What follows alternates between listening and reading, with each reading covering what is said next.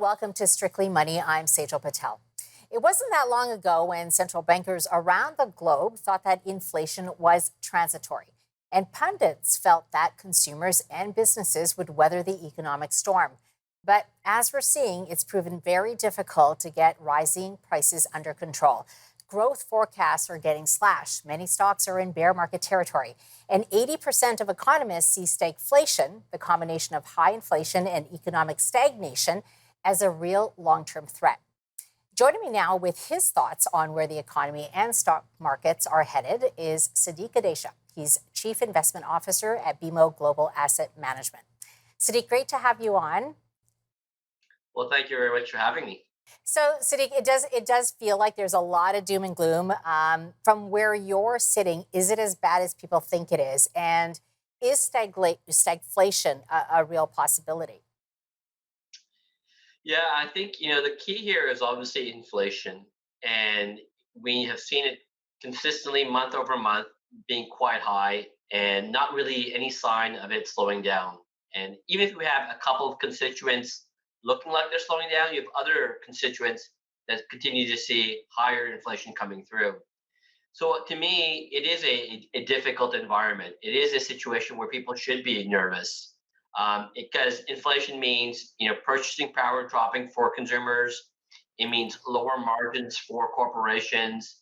It means valuations of companies need to come down, and that means market declines, similar to what we've been seeing over the past few months. So it is a very difficult situation, and that's going to put pressure on growth at the same time that inflation becomes high and interest rates continue to go higher up. Yeah, let's talk a bit about inflation, Sadiq, because we just had the numbers on Wednesday here in Canada, 7.7%. So clearly didn't peak. If you had to put a rough percentage on the cause of this, how much of this is demand driven? How much of it is supply disruptions? And how much of it is fulfilling prophecy, right? When people think prices are going to go up, they're going to buy more now, and that actually leads to higher prices. Would you say it's like a I don't know, a 40-40-20 split, or how do you Yeah, gauge it? yeah, it's a great way of framing that question because when we look through this environment, definitely it started off with a supply problem. When we had COVID, we obviously had a lot of issues of delivering products to the marketplace as people were not working anymore. Factories and warehouses were all shut down, and that created a backlog of products and even services from that perspective as well. And therefore you had to pay significantly more to get what you wanted, and then people were hoarding things, right, as well, Hmm. adding to that inventory problem going forward as well. I think as we look now, the key was that people were able to spend money on all of that because governments had stepped in to help support the economies, and therefore people felt really good still about their financial situation despite what was going on, from a labor perspective. And therefore they could continue to pay up for that higher cost of goods. Things are now changing. And therefore, what the Federal Reserve and other central banks around the world are trying to do is curtail the demand part of it because they can't really impact the supply part. The supply part Yeah. can only help if we get past COVID, which we are starting to see evidence of. Hmm. And particularly countries like China that were in full lockdown mode, and a big part of where supply chains start to occur, they seem to be now starting to reopen in the right way, which may help the supply part of the inflation problem. But it definitely is being both a demand and a supply problem, not just one. Yeah, we have about a minute till commercial break, but are you starting to see the cracks in the demand part? And I ask you this because it feels like retail sales are still really strong. I was talking to a neighbor who works in a women's clothing store. I said, how's business? She said, sales through the roof. Like you would never know that anybody's worried. Um, I have a friend who works in the jewelry store. Same thing. And it just feels like there's this divide that, there's the haves and the have nots, and some are really struggling, and some are like, everything's okay. Yeah, I think that's right. Seeing a little bit of a crack in retail numbers, though it's still relatively strong, but the consumer has been relatively strong. They've had a lot of savings. They can continue to pay up for a period of time. So I do think you are going to see a lagging effect here where we are going to start to see the consumer pull back on their spending. And signs of that will start off in more of the luxurious good items rather than the staples. Yeah. And when you start to see that happening, you will see that. And you see examples of that from Walmart and Costco, Target as well. That you are starting to see some issues popping up on Okay. that front. Okay. We'll take a quick break. We'll be right back.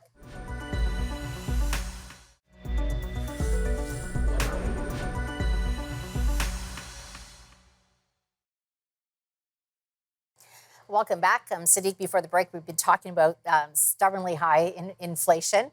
If you're the Bank of Canada, if you're Tiff Macklem, what do you do? And I guess the second part is it fair to put this squarely on the central bank? Because inflation, by the way, it can be managed a little bit through fiscal policy as well. Yeah, I think you do have to put it on the central banks. I mean, you said right at the beginning, the term transitory was probably the biggest mistake out there, right? And so they should have started, raising interest rates significantly earlier, and they didn't. I think what they're doing now is what they need to do.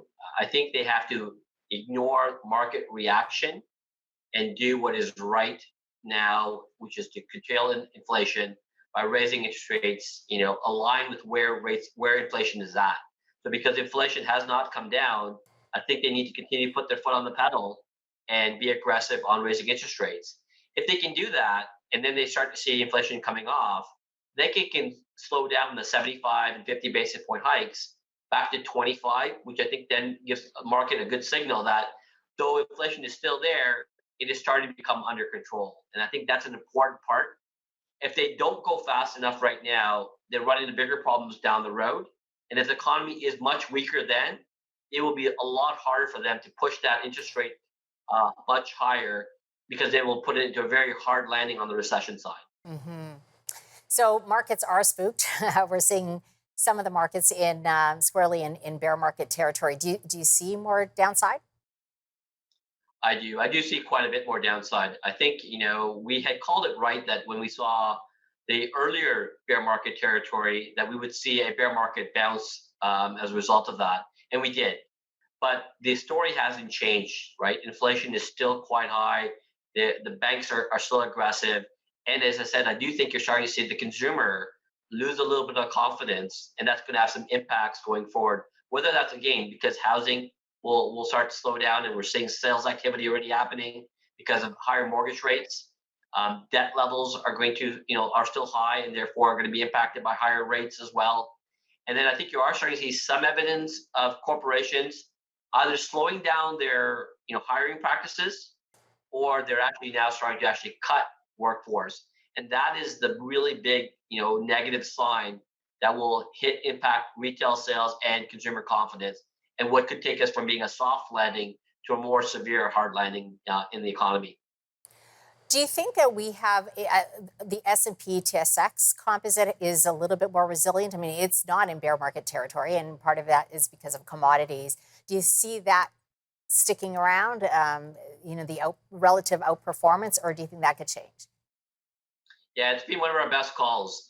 We sat around and thought about where we think the best geography out there is, and it is Canada. It's benefiting from the fact that it did better as a result of COVID. So employment numbers are much higher now than they were even before the COVID situation.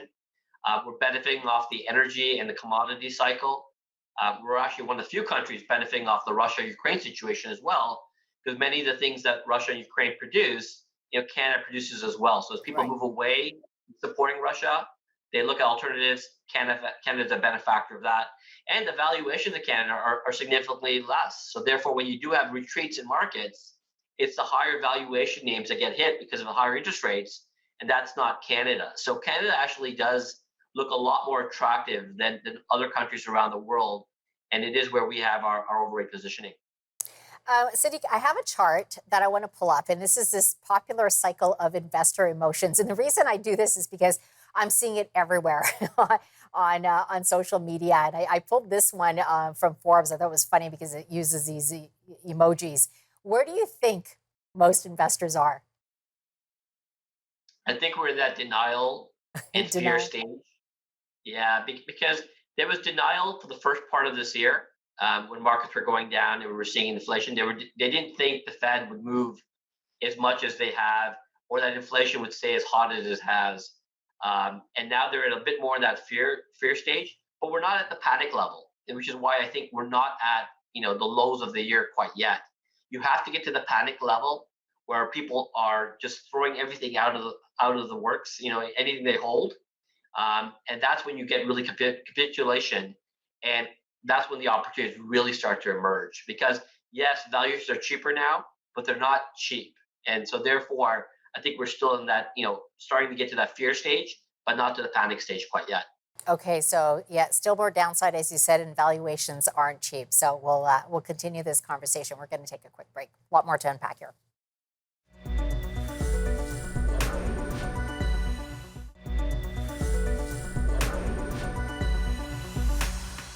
Sadiq, before the break, we were talking about valuations, and you mentioned that they're not quite cheap yet. So, what sectors are looking a little bit more reasonable, and which ones do you think are still really expensive? Now, let me start with the more expensive ones because that is really a lot of those technology companies. And Mm. to put it in perspective and explain why, it's back to the point that many technology companies, you are paying up for their future earnings. A lot of them actually don't have great earnings today, but it's paying up for what we think will happen down the road. As rates go up, that means that the present value of those earnings actually have to pay less for from a perspective, which means the PE multiples, price earnings multiples, have to come down, and that's what we're seeing. So I think many of those companies still need to see that come down because as inflation continues to move higher up, demand for some of those things are also going to come down, which then impacts the earnings as well too. So I don't think that we've seen enough of a pullback in those companies. What's a reasonable PE? What do you look at? Well, it depends, right? Industry by industry is different as Yes. well. Yeah. And so I think that's what we have to look at. We have more stable, consistent earnings, and from year to year it doesn't change much. Then the multiples are actually much lower because there's no disparity. When you're looking at a really high growth profile, then the values tend to be much higher going forward. And what you have to determine is the certainty of those earnings. And the more certainty there is, the more you can actually pay up for the valuation, be comfortable with it. And so when you think about companies like the FANG names, where you have more consistent earnings, you can pay up more for it because those companies are not going to go away tomorrow or the year after. Sure, they have some regulatory issues and all of that stuff as well, but that's been there for quite a bit of time.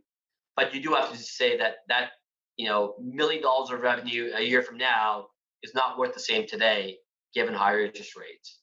On the other hand, where I think there are opportunities is go back to areas like energy, which I think the demand supply situation is not changing. I think they're still undervalued. And let's not forget, they're actually picking up a lot of cash flows as a result of this. And that will likely mean share repurchases and increased dividends, which will again boost some of their stocks going forward as well. I also think that depending on what your view is on interest rates and the consumer, might want to look at financials a little bit as well too. Not because I think that they're going to get significant upside here, but relative to the fact that they have really strong dividends, their balance sheets are pretty good. And we start to see rates go up, they should benefit off the loan situation, though they will have to have a higher loan provision as well as a result of people maybe forfeiting on stuff. And the big wild card is still housing, right? Yeah. Because that could be a fair bit of it as well. So I think there are opportunities. I like Canadian, financials a bit more in this environment because you can't walk away from your mortgage in Canada like you potentially can in the US, right? So I do think there's some opportunities there that are worthwhile. And then even the staples, right? They've got hit quite hard in some instances. And I do think there's some, decent, movement that will happen from discretionary spending back into the staples again. And I think they'll fix their inventory problems. And therefore, I think there's some upside potentially from there and should give you, a good downside protection relative to the broader market. Yeah, speaking of staples, I mean, we like you had mentioned this, right? We had heard from Walmart, we had heard from Target. What spooked a lot of people is that they were saying that a lot of people are not buying discretionary from them, and they're only sticking to basics. So you think that that'll change? I do. I mean, these are the type of companies that they can control the supply chain really well and in inventory. So I think They've got caught up with what was going on, but they will fix that. These are companies that can have good purchasing power as well. They can pass on to the consumer. They're well regarded, and people go there for their regular spending across the board, whether it is some staples or even a little bit of the discretionary side there as well. So I do think that these are the type of companies that will actually hold up really well because they have an exceptional strong balance sheet, and again they can push off some of that supply chain problems and higher input costs back to the consumer and even back to the people who are providing them those good input costs as well too because of their size. We only have about 30 seconds until the next break, Sadiq. So, what sort of signs are you looking for to say this could be the bottom? And I say that because we know nobody can really time the bottom. But is there something you're looking out for? Yeah, three things that I'm watching for. First is I want to see a bit of that panic mode. Though I'm not rooting for markets to go down, I think that's the sign where you start to look at attractive things because everybody fears risk. And when they fear risk, really good opportunities start to emerge, right? That's when you want to be looking for names. Second is, I want to start to see some downside on inflation that's consistent month over month that shows us that potentially, inflation is coming off and the Fed could potentially lower their interest rates. Okay. We're going to take a break and then you can come back and tell us the third one.